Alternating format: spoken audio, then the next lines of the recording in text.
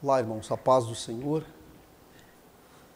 Damos graças a Deus por mais essa oportunidade de estarmos juntos novamente para refletirmos mais uma vez sobre a palavra de Deus na Escola Bíblica Dominical, a 9ª lição, hoje falando sobre o tema a Igreja e o sustento missionário.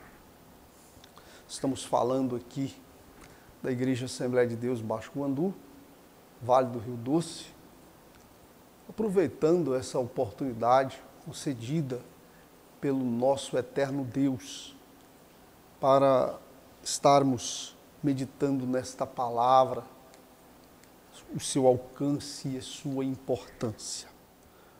Nesse tema está embasado no livro de Filipenses, no capítulo 4, do verso 10, verso 20, e diz assim a palavra de Deus: Ora, muito me regozijei no Senhor por, finalmente, reviver a vossa lembrança de mim, pois já vos tinhais lembrado, mas não tinhais tido oportunidade.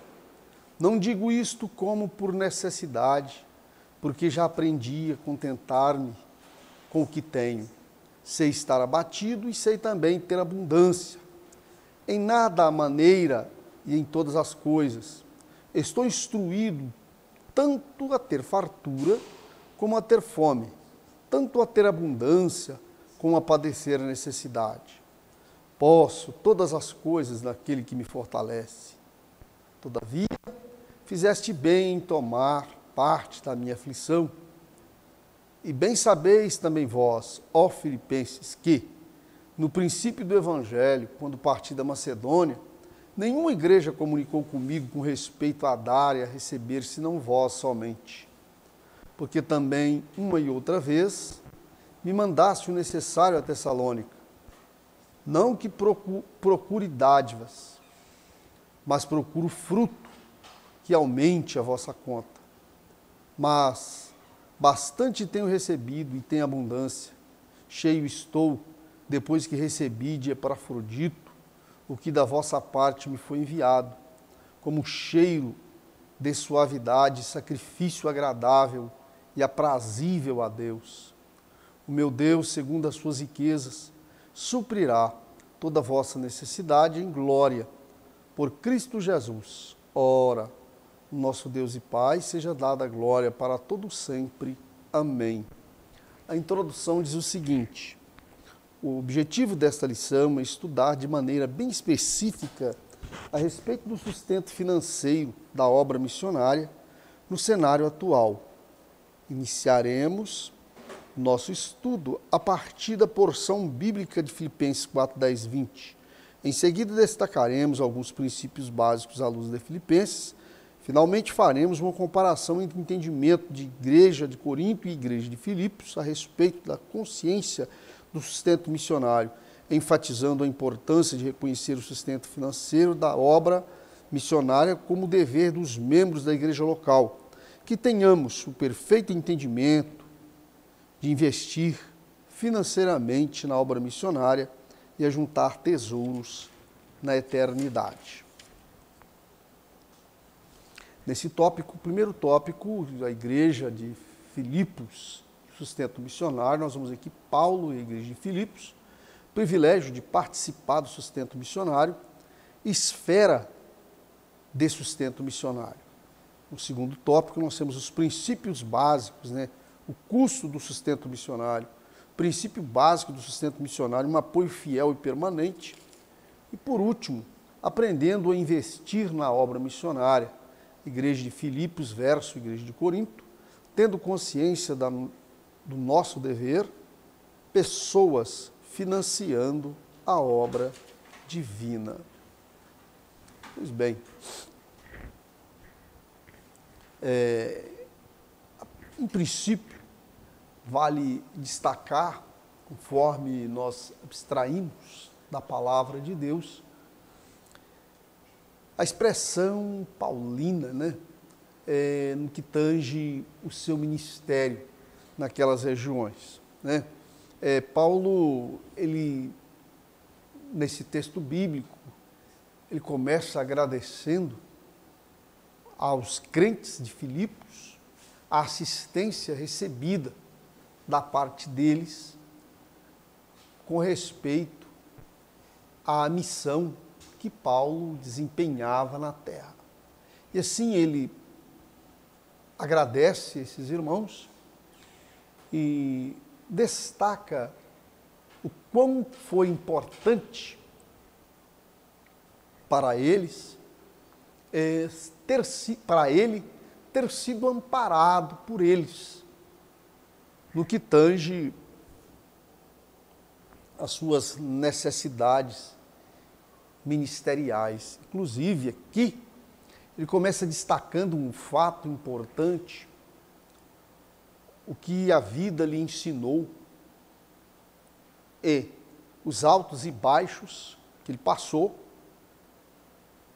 lhe conferiu experiências quando atesta que sabe viver na abundância e sabia também padecer necessidade.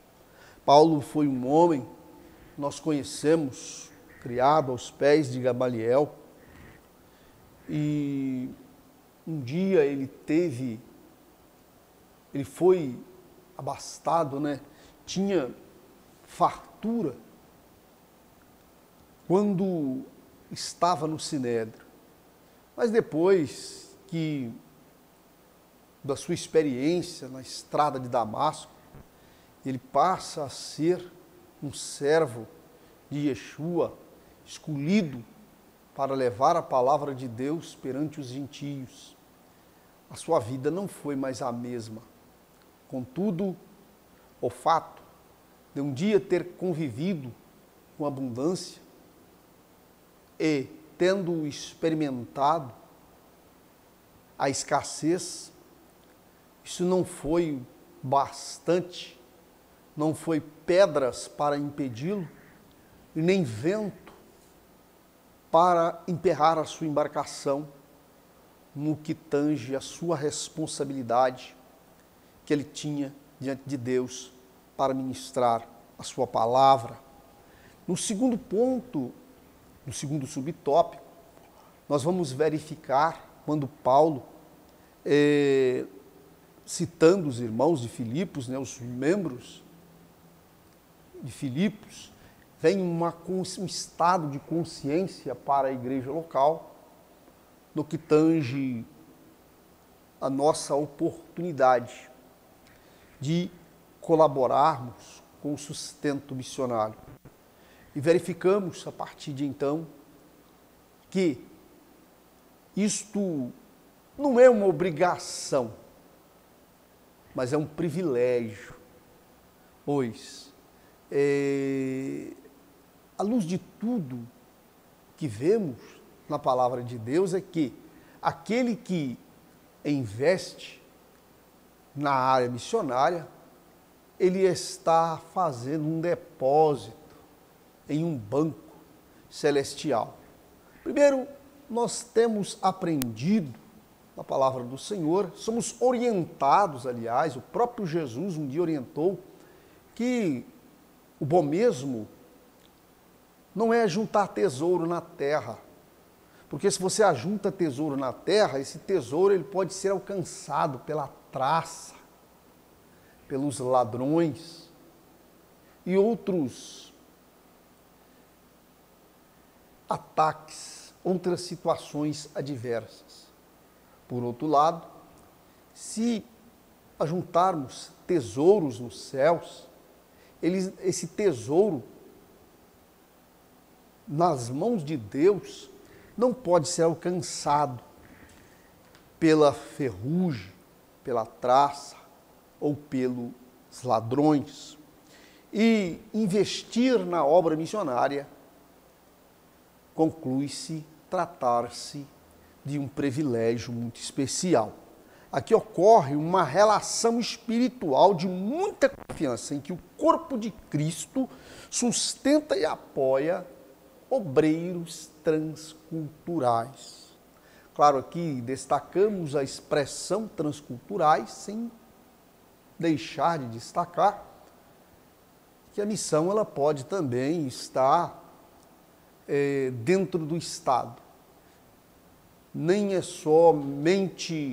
é somente nessa extensão, além das fronteiras estatais, que se faz missão, mas dentro do próprio Estado também há quantos necessitados de ouvir a palavra de Deus.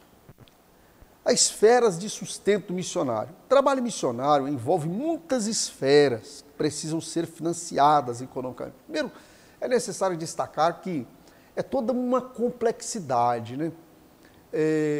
O trabalho missionário, o financiamento do trabalho missionário, ele deve ser visto com um máximo de abrangência, uma visão ampla, para que se possa, assim, prever todas as necessidades que surgirão durante o desempenho dessa atividade. Vejamos que é uma tarefa de grande responsabilidade em que, caso não haja cumprimento rigoroso do sustento missionário, o trabalho missionário pode ser gravemente comprometido. Quer dizer, imaginemos a importância, né? A importância desse trabalho. É só nós tomarmos como um exemplo aqui o próprio Saul, ou Saulo de Tarso, chamado pelo Senhor para levar a sua palavra perante os gentios. Imagine se ele não tivesse a aptidão que teve para superar as dificuldades e alcançar o necessário para trazer ou levar a palavra àqueles que estavam no seu caminho. Se não tivesse todo esse preparo e a própria assistência divina, o Evangelho, através de Paulo, não teria alcançado os milhares de pessoas que ele alcançou, nações, né? Como nós vemos nas suas cartas, Coríntios, Colossenses, Efésios, Filipenses, Romanos.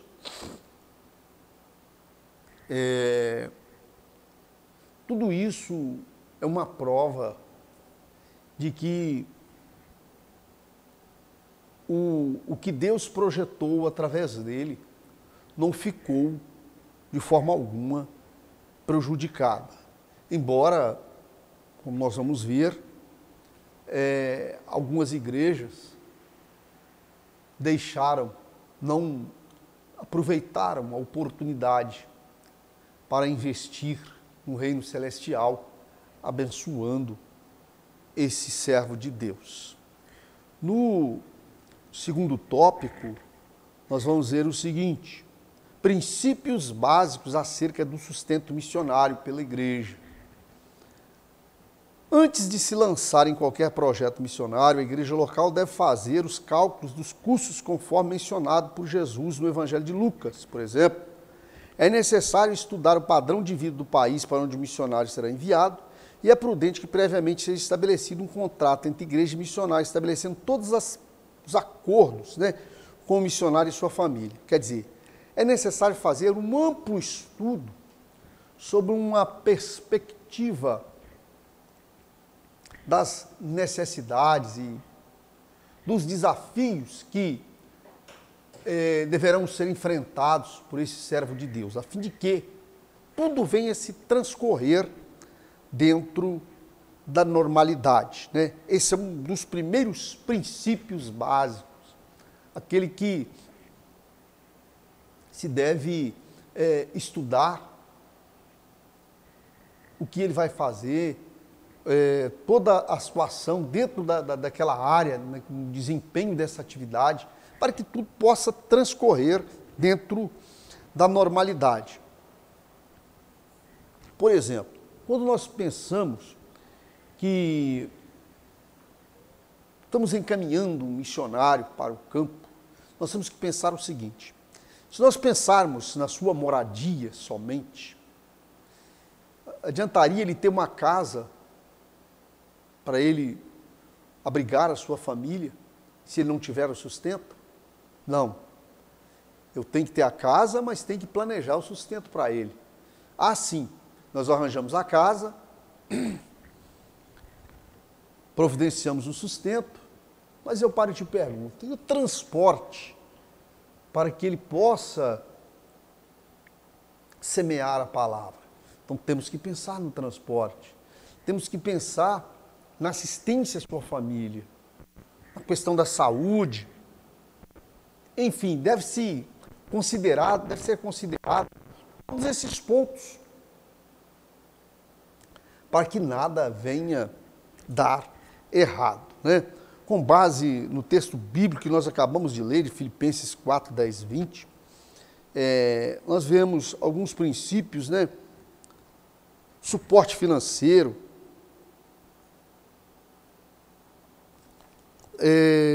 sustento de missões deve ser feito de modo constante e permanente. Suporte financeiro não é você vai abastecer um dia e como se na semana seguinte não fosse mais necessário. Essa assistência financeira, ela deve ser adequada, vamos dizer assim, deve ser eficiente para que ele possa desempenhar esse ministério de uma forma de sucesso, né? Eficaz, vamos dizer assim.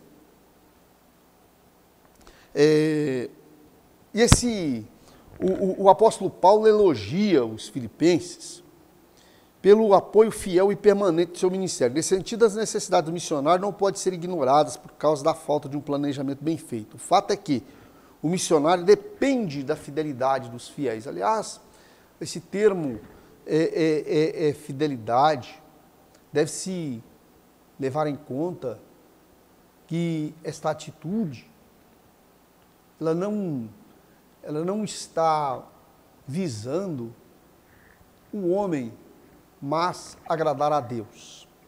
Quando alguém agrada a Deus, ele não leva em conta suas ações, ele as pratica com amor, com determinação,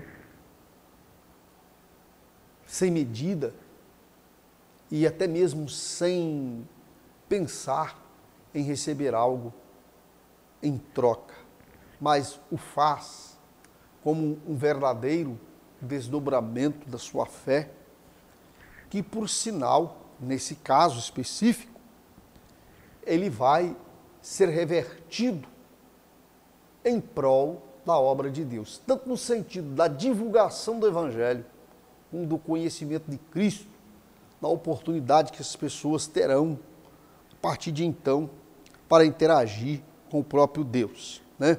O fato de que o missionário depende da fidelidade dos fiéis e os que eles confiam para perseverar no apoio, oração e doação.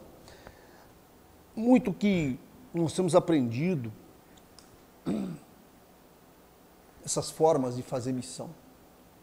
Você faz missão indo. Ah, mas você não pode ir. Você faz missão orando. Quando você não faz missão orando, você pode fazer missão contribuindo. Então, quer dizer, são formas de você dedicar para que possa, assim, estar cumprindo a determinação do Senhor. No terceiro tópico, onde nós vamos aprender, refletir um pouco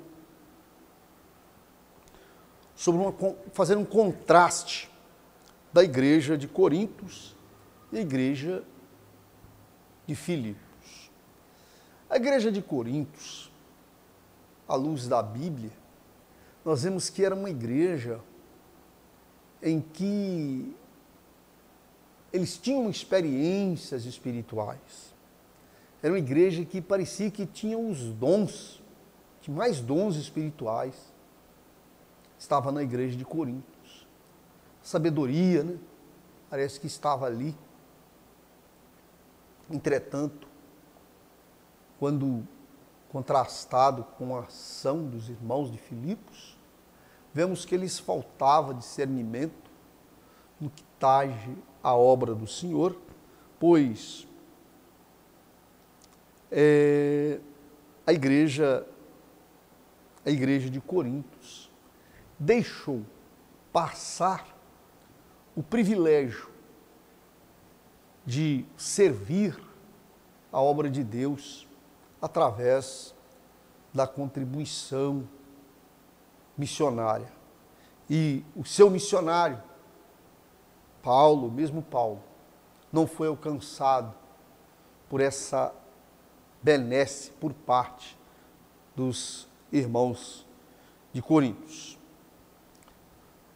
Embora a igreja de Corintos tenha deixado um exemplo na abundância dos dons espirituais e no conhecimento das coisas de Deus, seus membros comportaram-se insensíveis quanto ao sustento financeiro do seu missionário. Precisamos entender uma coisa, irmãos, que a nossa contribuição, quando você contribui para esta obra, você está financiando o Evangelho, você está promovendo, você está permitindo que alguém conheça a palavra de Deus e, por sua vez, tenha oportunidade de salvação. Veja só, o apóstolo Paulo ensinou que a igreja de Corinto, ensinou a igreja de Corinto que contribuir para a obra missionária é um investimento espiritual. Olha só, segundo aos Coríntios, no capítulo 9, no verso 6 e 8, eu vou ler para vocês. Olha, o que semeia pouco também pouco ceifará. O que semeia pouco, pouco ceifará. E o que semeia em abundância também ceifará. Cada um contribua segundo o que propôs no seu coração, não com tristeza ou por necessidade, porque Deus ama ao que dá uma alegria.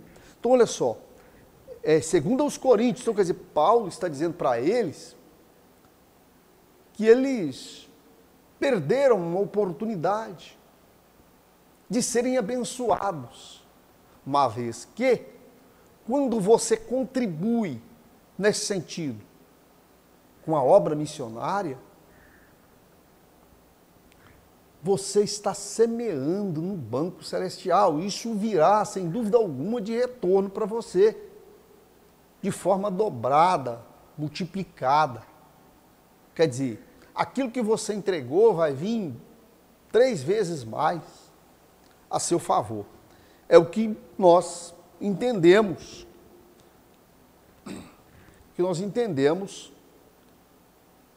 A partir do versículo 6 e 7, capítulo 9 da segunda carta de Paulo aos Coríntios. Hoje eu pergunto, hoje, 2023, aqui estamos reportando aquele trabalho de Paulo nas regiões da Ásia. 2023, diferente? Não. É o mesmo evangelho, é as mesmas regras, os mesmos princípios. Hoje não é diferente, pois a oferta que oferecemos para o sustento missionário, Deus a recebe, e a recebe com alegria. Esse ato nos dá certeza de que Ele suprirá as necessidades de quem? As nossas, que estamos contribuindo para a sua obra. Nós vamos cair lá no versículo 10 lá no capítulo 3 de Malaquias, repreenderei o devorador, né? Deus nos promete uma abastança, né? Investir na obra missionária é a certeza de que estamos ajuntando tesouros no céu. Olha que maravilha! Quando temos a oportunidade e a aproveitamos de investir na obra missionária, nós estamos investindo no banco celestial. Em Lucas 8, no capítulo 8, no verso 1 a 3, um grupo de mulheres acompanhava o Senhor Jesus Cristo e sustentava o seu ministério, seus discípulos, com as suas fazendas. Essas mulheres, elas não estavam investindo nessa vida. Elas estavam aplicando tesouro, guardando o seu tesouro no céu.